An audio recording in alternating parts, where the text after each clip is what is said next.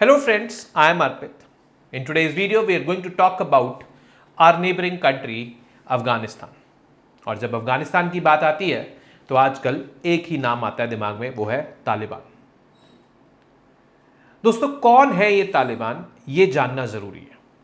इनकी हिस्ट्री क्या है, ये क्यों फॉर्म हुए और जब से ये फॉर्म हुए हैं तब से इनकी जर्नी क्या रही है. तो इसलिए ये वीडियो इंपॉर्टेंट हो जाती है. ये वीडियो इसलिए भी इंपॉर्टेंट है कि इंडिया का क्या इनके साथ इंगेजमेंट है, क्या रिलेशन है, और इंडिया का जो अभी प्रेजेंट रिलेशन है वो क्या पाकिस्तान जैसी कंट्रीज के लिए, चाइना जैसी कंट्रीज के लिए एक वैक्यूम क्रिएट कर रहा है कि वो अपना एंगेजमेंट्स बढ़ा सकते हैं. क्योंकि हम फॉर्मल डिप्लोमेटिक टाइज में नहीं हैं अफगानिस्तान के साथ इस समय. हमने तालिबान को as a militant organisation recognise कर रखा है. बट कौन है ये तालिबान, ये जानना जरूरी है. उसके बाद हम एक लॉजिकल कंक्लूजन पे आ पाएंगे. तो दोस्तों, कहानी शुरू होती है कोल्ड वॉर के दौरान. कोल्ड वॉर से पहले, मतलब कोल्ड वॉर से पहले तो नहीं, बट कोल्ड वॉर में भी 1970s में. मैं अगर ये वाला टाइम पीरियड लूं 1978 से लेके 1989 तक, ये 10-11 साल Afghanistan became a theatre of the cold war. ये cold war was being fought between USSR and दूसरी तरफ यूएसए.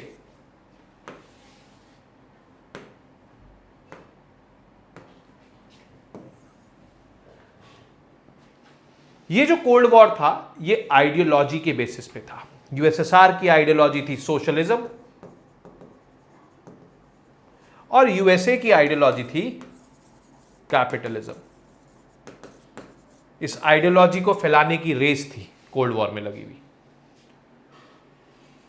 आपस में लड़ नहीं रहे थे ये लोग डायरेक्टली, यूएसए और USSR. There was no direct confrontation between both of them. ये क्या करते थे, ये दूसरे देश जाते थे, अपना इन्फ्लुएंस बनाने के चक्कर में वहां पे लोकल्स को लड़ाते थे.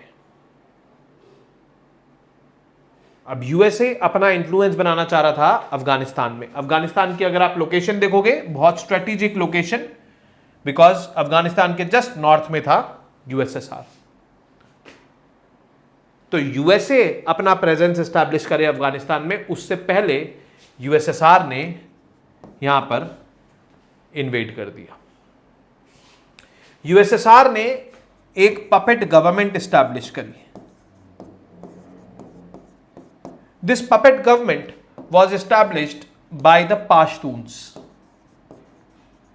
पाश्तून्स एक ट्राइब है जो अफगानिस्तान में पाई जाती है, पाकिस्तान में भी पाई जाती है. तो पाश्तून्स को आइडियोलॉजी से अपनी इन्फ्लिक्ट किया, पाश्तून्स से ही सरकार बनवाई. बट वो सरकार कठपुतली सरकार थी क्योंकि उनकी डोर सोवियत यूनियन के हाथ में थी. That is why puppet government. अब यूएसए ने देखा कि भाई ये तो यूएसएसआर की जीत हो गई है, तो यूएसए ने वहीं के कुछ लोकल जो वॉरलॉर्ड्स टाइप्स है उनको मुजाहिदीन्स का दर्जा दिया. मुजाहिदीन्स are those people who fight for their own religion. और मुजाहिदीन्स को ट्रेन करना शुरू करा. मुजाहिदीन्स किन के खिलाफ लड़ेंगे? अपने ही अफगान भाई पाश्तून्स के खिलाफ लड़ेंगे. और आपस में मुजाहिदीन्स और पाश्तून्स की लड़ाई होने लग गई. मुजाहिदीन्स को सपोर्ट कर रहा था यूएसए और पाश्तून्स को ऑब्वियसली यहां पर सपोर्ट कर रहा था यूएसएसआर. 1989 तक आते आते यूएसएसआर जो है वो डिसइंटीग्रेट होने की कगार पे था. हुआ नहीं था बट होने की कगार पे था. बहुत सारी हार्डशिप्स थी, इकोनॉमिक हार्डशिप्स, पॉलिटिकल हार्डशिप्स, बहुत सारी हार्डशिप्स थी वहां पे. अब यूएसएसआर का विड्रॉ होना तो बनता था अफगानिस्तान से.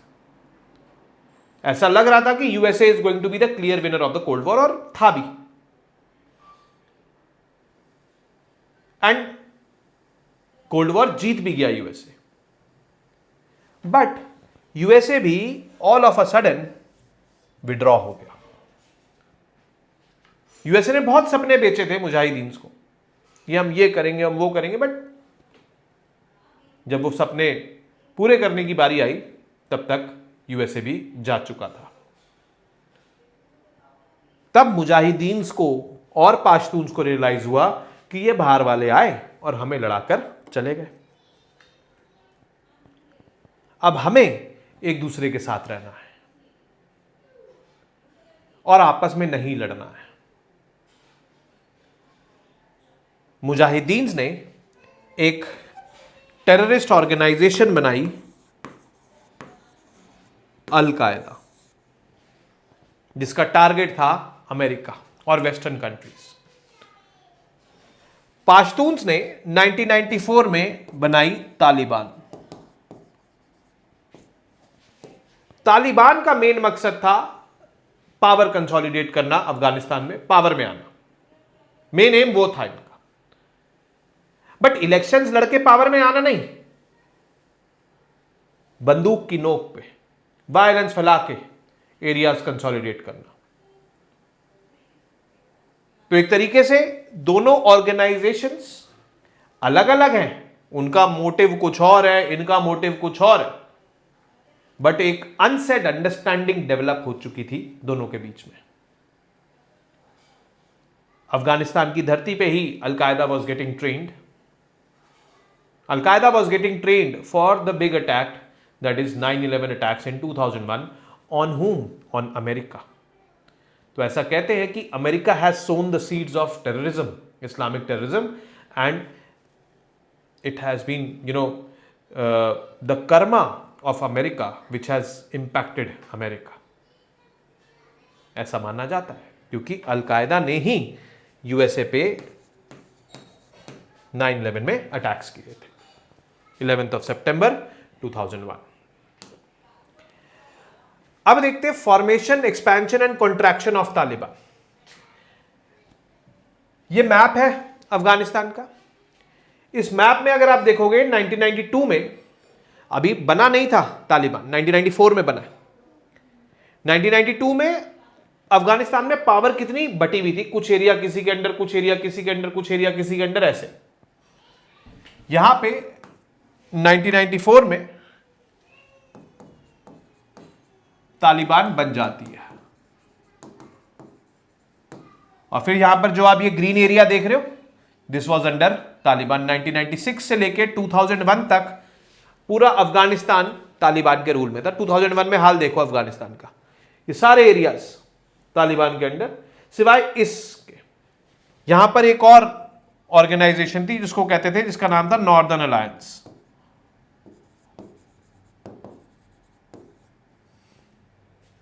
बस ये इलाका तालिबान के अंडर नहीं था, बाकी पूरा तालिबान के अंडर था। तो ऐसा कहा जाता है कि 2001 तक, 1996 से 2001 तक Afghanistan was under Taliban control. और 2001 में जब 9/11 अटैक्स हुए, तब फॉरेन फोर्सेस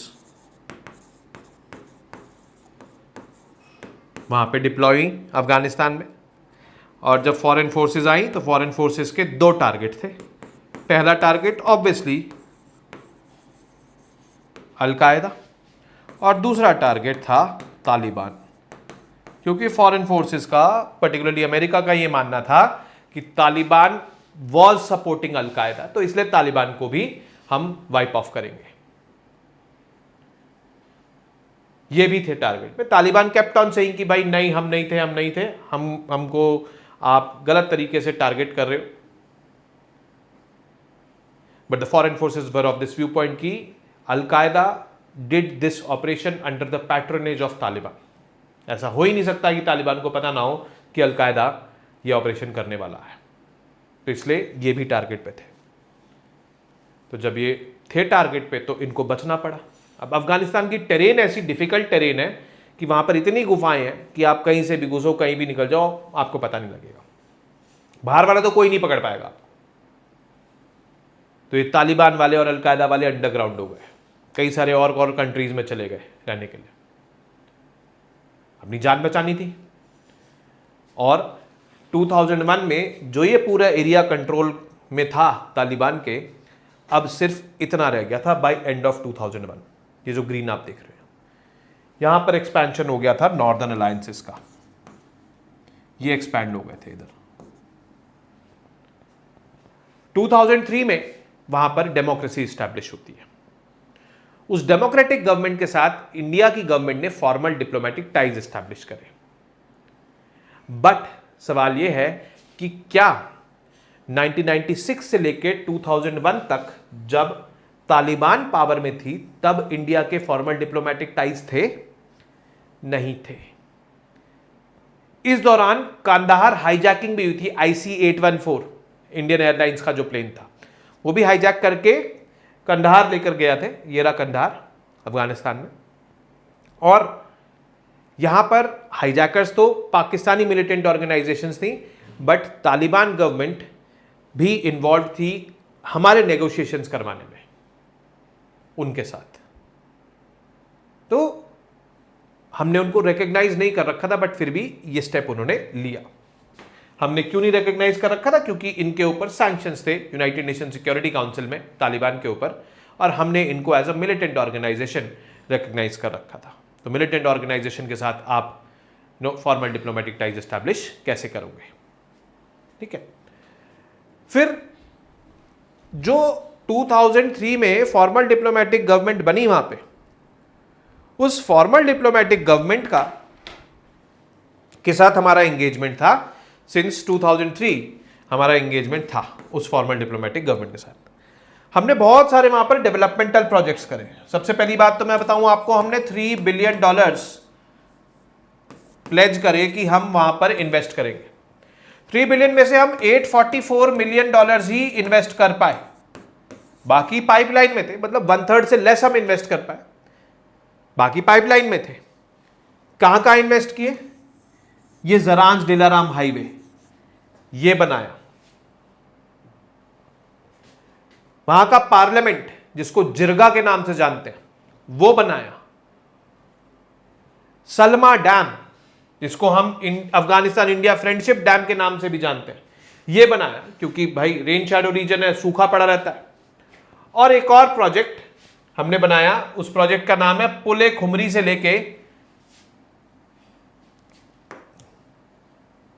काबुल तक इलेक्ट्रिसिटी ट्रांसमिशन लाइन। पुले खुमरी से लेके काबुल तक, ये सब हमने बनाए। ये हमारे डेवलपमेंटल प्रोजेक्ट्स थे। इनके अलावा हॉस्पिटल्स, स्कूल्स, ये सब चीजें बनाई हमने वहां पे, जो सोशल इंफ्रास्ट्रक्चर बोलते हैं जिसको। तो हमारा इन्वॉल्वमेंट वहां पर ठीक ठाक था, बट ये तब तक था जब तक वहां पर डेमोक्रेटिक गवर्नमेंट थी। 2018 में ये फॉरेन फोर्सेस जो डिप्लॉयड थी, इनकी गवर्नमेंट्स के ऊपर प्रेशर आने लग गया कि भाई विड्रॉ करना है अब हमें अफगानिस्तान से। कब तक हमारे सोल्जर्स रहेंगे यहाँ पे? कब तक हमारे टैक्स पेयर्स का पैसा खर्च होता रहेगा यहाँ पे? तो जब ये विड्रॉ करने का प्रेशर था, तो वो विड्रॉ करने पे के लिए एक प्लान भी बनाने लगे। प्लान बनाने के लिए वो नेगोशिएटिंग टेबल पे बैठे फॉरेन फोर्सेस, तालिबान और डेमोक्रेटिक इलेक्टेड गवर्नमेंट, क्योंकि तालिबान हमेशा से ये सिग्नल देती थी कि हम इनोसेंट है, आप हमें जबरदस्ती टारगेट कर रहे हो, हमारा को टारगेट करने से कुछ होगा नहीं। इस तरीके से बेसिकली एक उनकी तरफ से मैसेजिंग आती थी। तो इसलिए उनको बुला भी लिया नेगोशिएटिंग टेबल पे कि आप आओ, क्योंकि फॉरेन फोर्सेस को ये पता था कि अगर ये बिना इनसे बात करे जाएंगे, बिना नेगोशिएटिंग टेबल पे इनको बुलाए जाएंगे, तो ये डेफिनेटली टेक ओवर कर लेंगे हमारे जाने के बाद।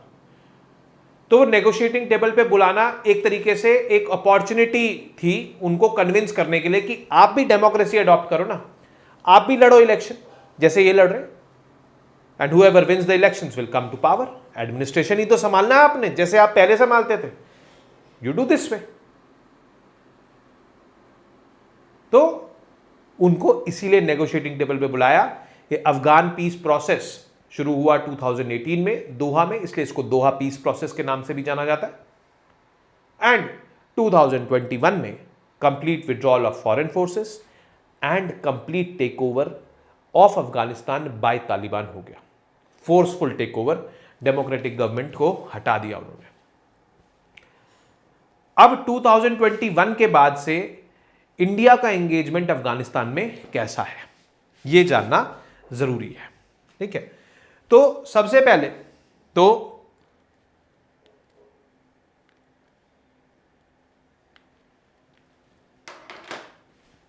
ये जान लो कि हमने वहां पर हमारे जितने भी स्टाफ थे और सिटीजन्स थे उनको इवैक्यूएट किया। ऑपरेशन देवी शक्ति हमने चलाया। It was an evacuation programme. फिर 2022 में हमने वहां पर एक technical team in the Indian embassy deploy कर दी। इस टेक्निकल टीम का काम था ह्यूमैनिटेरियन एड जो हम अफगानिस्तान को दे रहे हैं उसको डिस्ट्रीब्यूट करना। यह काम था इस टेक्निकल टीम का। अब भाई देखो, बात ऐसी है कि हमने तालिबान को तब भी रिकॉग्नाइज नहीं किया था as the government of Afghanistan from 1996 to 2001, और हमने अब भी रिकॉग्नाइज नहीं किया था। एंड सिंस अब हमने रिकॉग्नाइज नहीं किया था तो हम इनके साथ फॉर्मल डिप्लोमेटिक टाइज एस्टैब्लिश नहीं कर सकते थे, क्योंकि फॉर्मल डिप्लोमेटिक टाइज एस्टैब्लिश करने के लिए आपको रिकॉग्नाइज करना जरूरी है पहले। बट इनफॉर्मल डिप्लोमेटिक टाइज तो हम एस्टैब्लिश कर सकते थे, और इनफॉर्मल डिप्लोमेटिक टाइज ऐसे थे इस टेक्निकल टीम के द्वारा। है ये गवर्नमेंट ऑफिशियल्स ही, कहने को ये humanitarian aid and assistance programme जो इंडिया के अफगानिस्तान में चल रहे हैं उसको इंप्लीमेंट कर रहे हैं, कर भी रहे हैं। अफगान्स को अगर इंडिया आना होता है तो वीजा इशूइंग करते हैं ये, बट फॉर्मल डिप्लोमेटिक टाइज नहीं है हमारे इनके साथ। हमारे जितने भी डेवलपमेंटल प्रोजेक्ट्स चल रहे थे सब बंद हो गए, ओनली ह्यूमैनिटेरियन एड ये दे रहे हैं। और ऐसा करने से हम बेसिकली वहां पर एंगेज तो हैं, प्रेजेंट तो हैं, but without formal diplomatic ties. अब हमारा प्रेजेंस वहां पे जरूरी क्यों है? Why presence is necessary? क्योंकि देखो, चाइना के तब भी फॉर्मल डिप्लोमेटिक टाइज थे तालिबान के साथ, उनके अब भी फॉर्मल डिप्लोमेटिक टाइज है तालिबान के साथ, तो वो तो हमसे एक कदम आगे है ही अफगानिस्तान में। अभी तो हम चाइना पाकिस्तान नेक्सस से डील करते हैं, तब हमें चाइना अफगानिस्तान पाकिस्तान नेक्सस से डील करना पड़ जाएगा, और वो और ज्यादा खतरनाक होगा हमारे लिए। तो इसीलिए ये टेक्निकल टीम और इसीलिए प्रेजेंस जरूरी वहां पे। चलो, फॉर्मल डिप्लोमेटिक टाइज ना सही, इनफॉर्मल डिप्लोमेटिक टाइज के माध्यम से। अब सवाल यह होता है कि डेवलपमेंट प्रोजेक्ट्स तो आप कर नहीं रहे, क्योंकि डेवलपमेंट प्रोजेक्ट्स थे गवर्नमेंट टू गवर्नमेंट। कौन सी गवर्नमेंट जिसको हम रिकॉग्नाइज नहीं करते उसके साथ कैसे इकोनॉमिक डेवलपमेंटल प्रोजेक्ट्स करें? तो इसलिए डेवलपमेंटल प्रोजेक्ट्स रुक गए हैं। अब सवाल यह पैदा होता है कि वे फॉरवर्ड क्या हमें रिकॉग्नाइज कर देना चाहिए? अभी थोड़े टाइम पहले रशिया ने भी रिकॉग्नाइज कर दिया है तालिबान को, फॉर्मल डिप्लोमेटिक टाइज एस्टैब्लिश हो गए। चाइना ने ऑलरेडी कर रखा था। एंड यहां पर क्या हमें रिकॉग्नाइज कर देना चाहिए?